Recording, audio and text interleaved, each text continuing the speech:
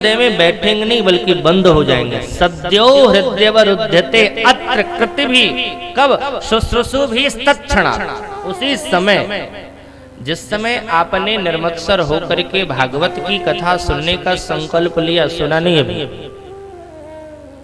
क्योंकि बिना भगवान के बैठे हृदय में आप कथा सुन ही नहीं सकते। फिर तो गृह कारज नाना जंजाला। अगर सब छोड़ करके यहाँ पर आए बैठे हैं, इसका मतलब भगवान खींच के लेकर के आए। चल दुनिया में क्या कर रहा है। तीसरे में वस्तु निर्देशात्मक की भागवत है क्या। निगम कल्पतरोर गलितम फलम सुकुम खाद मृत द्रव संयुतम पिबत भागवतम रसमालय रसिका भुवि भावुका। ये वेद रूपी वृक्ष का पका हुआ फल है। भागवत क्या है? वेद रूपी वृक्ष का पका हुआ फल है। किसी ने कहा फल है, बोले हाँ। खट्टा हुआ तो खट्टा नहीं, क्यों? शुक मुखाद व्रत द्रव संयुतम, शुक के मुख से लगा हुआ, तोते के मुंह से लगा हुआ है, तोते की चोंच लगी है इसके अंदर। और आप सब जानते हैं कि तोता जिसमें चोंच लगा देवे वो फल कभी खट्टा होता ही नहीं। या तो तोते की अंदर ये पहचान है कि वो ही उसी फल पर अपनी चोंच लगाता है जो फल मीठा हो, या फिर तोते की चोंच के अंदर ये विशेषता है कि खट्टे फल पर भी लगा देवे तो वो मीठा हो जाएगा, जो भी हो। लेकिन अगर तोते ने जैसे चोंच लगा दी वो खट्टा हो ही नहीं सकता। तो ये शुक मुखाद, शुक के मुख से लगा हुआ है, शुकदेव के मुख से लगा हुआ है, और इसमें द्रव संयुतम, अमृत भरा हुआ है, इसलिए पियो। किसी ने कहा महाराज एक तरफ कहते हो फल और दूसरी तरफ कहते हो पियो, तो फल को चूसा जाता है कि फल को पिया जाता है, ये बताओ। फल को अगर किसी को कहा जाए कि फल पियो तो क्या लोग कहेंगे? अरे उसमें छिलका है, गुठली है, जो त्याज्य है। तो इसमें भी ऐसी कोई वस्तु है क्या? बोले ना ना ना, इसमें तो द्रव संयुतम, रस ही रस भरा है, इसमें कोई छिलका गुठली है ही नहीं, त्यागने योग्य है ही नहीं, इसलिए इसका पान करते रहो। किसी ने कहा महाराज ये फल आया है वेद रूपी वृक्ष के में लगा हुआ था और जमीन पर नीचे आया है, तो पका हुआ फल जब कोई नीचे गिर जाता है तो खराब हो जाता है फल, तो ये फल भी खराब हो गया होगा। लेकिन नहीं, ये फल अचानक ऊपर से नीचे नहीं आया, धीरे धीरे आया है। सबसे पहले ये नारायण की शाखा पर ये फल लगा, नारायण की शाखा से अटका तो ब्रह्मा की शाखा पे, नारायण की शाखा से टपका तो ब्रह्मा की शाखा पे अटका, फिर ब्रह्मा की शाखा से टपका तो नारद की शाखा पे अटका, नारद की शाखा से टपका तो व्यास की शाखा पे अटका, व्यास की शाखा से टपका तो सुखदेव की शाखा पे अटका, और सुखदेव की शाखा से टपका तो परीक्षित की ने जीवन में धारण किया इसे, और सूत जी महाराज ने सुना, सूत जी के महाराज के माध्यम से सबके बीच में। तो ये अचानक नहीं बल्कि शाखा प्रशाखा नीचे आया हुआ ये फल है, इसलिए खराब नहीं है, इसलिए पियो। पिबत भागवतम, कब तक पिए? पीने की कोई सीमा? जहां देखो वहीं भागवत हो रही है। पहले कभी कभी एक आध भागवत सुनने को मिल जाती थी, अब तो साल में कई कई भागवत सुनने को मिलती है, और कहते हो पियो। कितना पिए? अयोध्या में पिए, फैजाबाद में पिए, लखनऊ में पिए, बनारस में पिए, कहां कहां पिए और कब तक पिए? भागवतकार कहते हैं रसमालय, तब तक पीते रहो जब तक रस का घर परमात्मा कृष्ण की प्राप्ति नहीं हो जाती है, तब तक पीते रहो। पिबत भागवतम रसमालय मोक्ष पर्यंतम अपि।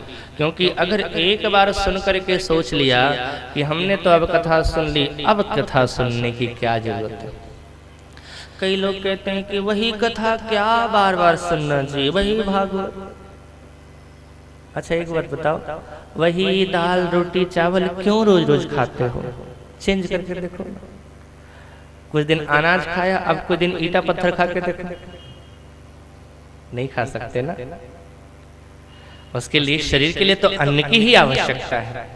इसी तरह से आत्मा के लिए भजन और कथा की आवश्यकता है और इसका निरंतर पान करते रहें, क्योंकि अगर एक बार सुन करके लगा कि हमने सुन लिया और अब हमें सुनना कोई शेष नहीं रहा, तो लगता है कि नहीं उसने अच्छी तरह से सुना। गोस्वामी जी कहते हैं, रामचरित जे सुनत अघाही, रामचरित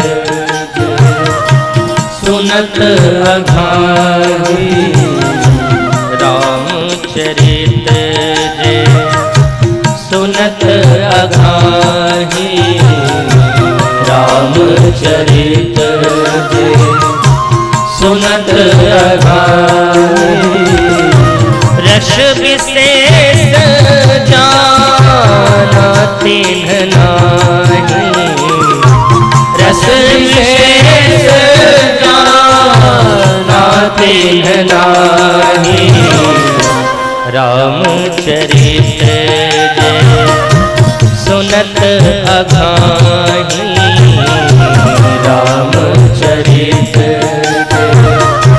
सुनत अघाही, रामचरित जे सुनत अघाही, रामचरित जे सुनत अघाही, रामचरित जे रामचरित जे रामचरित जे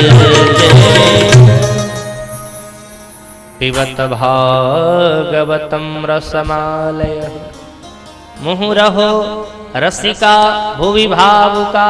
किसके लिए? सबके लिए नहीं कहा। रसिका भुवि भावुका, ए भावुका, ए रसिका, मुहुर मुहुर आहा आहा पिबत, पीते रहो।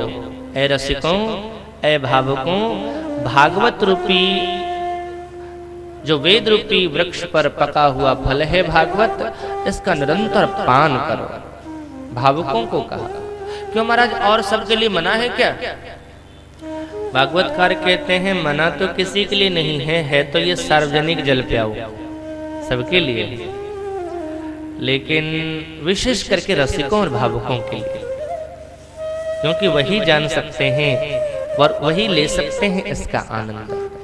अब देखो, जिसको प्यास नहीं लगी होगी, आप खड़े हो जाओ चौक पे, आइए भाई साहब पानी पी लीजिए, पानी पी लीजिए, पानी पी लो, आएगा।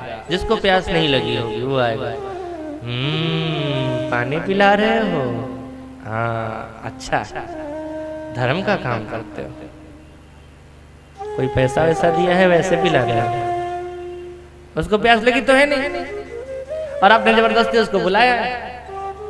नहीं महाराज, इच्छा हुई कि धर्म करूं, कुछ सेवा करो इसलिए। हाँ, कहाँ का पानी है?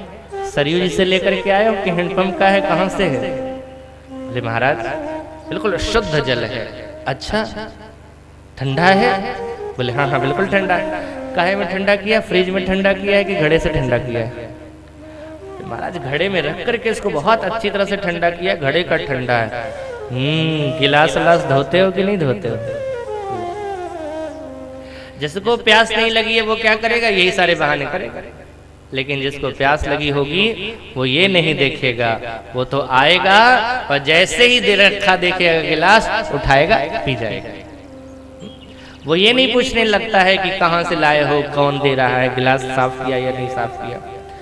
इसलिए रसिकों को, उनको भगवान की कथा से मतलब है, क्योंकि वो प्यासे हैं कथा के, इसलिए उन्हें आमंत्रित किया। रसिका भुवि भावुका।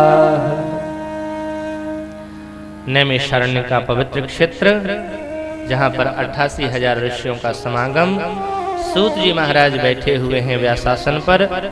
शौनक जी ने प्रश्न किया, त्वया खलु पुराणानि सेतिहासानि च अनघ आख्यातान्यत्यधिष्ठानि धर्म शास्त्राणि अन्यत् त्वया